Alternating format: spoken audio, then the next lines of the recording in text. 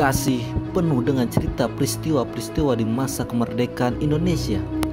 Di sini tempat para pejuang mengorbankan jiwanya dan para pemuda, tokoh masyarakat hingga para jawara yang ikut serta bertarung melawan para penjajah.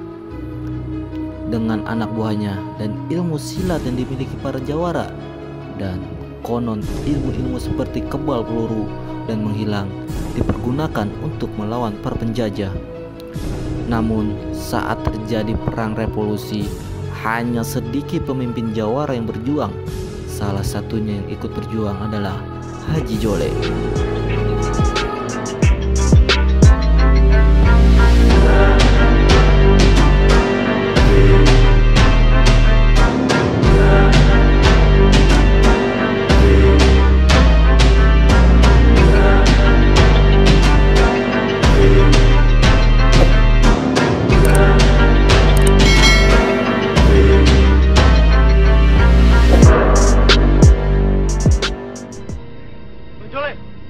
Oh lo, hidung bengkok, lu kaget tahu sekutu sedang bergerak masuk Bekasi, bisa mampus lo. Orang kita juga dia. Haji Jole merupakan sosok dari keluarga kaya di Bekasi, bernama asli Sa'adah bin Haji Yeman, kelahiran Sepatan Bekasi tahun 1905. Nama Jole sendiri merupakan nama panggilan dia sejak kecil, hingga publik dan pemerintah pun hingga saat ini lebih mengenal nama Jole daripada nama aslinya. Dalam melakukan aksinya, Haji Jole kerap membunuh tentara Inggris ataupun Belanda saat berpatroli di sekitar Bekasi. Dalam laporan data intelijen Belanda tanggal 26 Januari 1946 diceritakan bahwa Haji Jole telah banyak membunuh tentara Inggris dan Belanda. Dirinya kerap berpindah dari satu tempat ke tempat lain sehingga dirinya sulit ditangkap oleh Belanda. Haji Jole dan anak buahnya tidak sendirian dalam melakukan aksinya. Mereka bekerja sama dengan para jawara lainnya seperti Haji Darip, Haji Nausan, dan lainnya.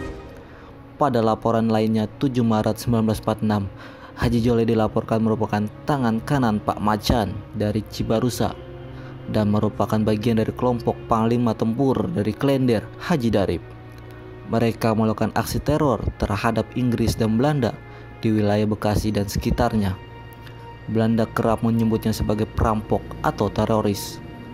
Haji Jole dan anak buahnya memang perampok, namun merampok pihak-pihak yang pro dengan penjajah, dan hasil rampokannya tidak jarang mereka bagikan ke rakyat yang pro dengan republik. Haji Jole dan anak buahnya juga melakukan teror terhadap antek-antek penjajah, lurah, dan tokoh masyarakat yang pro Belanda. Tidak segan-segan mereka habisi nyawanya. Dalam bukunya Robert Kripp, Para Jago dan Kaum Revolusioner Jakarta 1945 sampai 1949, jawara seperti Haji Jole ini disebut sebagai pihak yang berhasil memadukan kriminalitas dan patriotisme, melakukan perampokan dan kekerasan hanya terhadap pihak-pihak tertentu. Sampai perang selesai, Haji Jole tidak berhasil ditangkap, dan kini namanya dijadikan nama jalan. Semua orang Bekasi pasti mengenal dirinya, dari rakyat, mantan pejuang, para komandan militer, dan para kiai di masa itu. Namun kini, para siswa-siswi sekolah dan lainnya hanya segelintir orang yang tahu cerita Haji Jole, sang jawara Bekasi.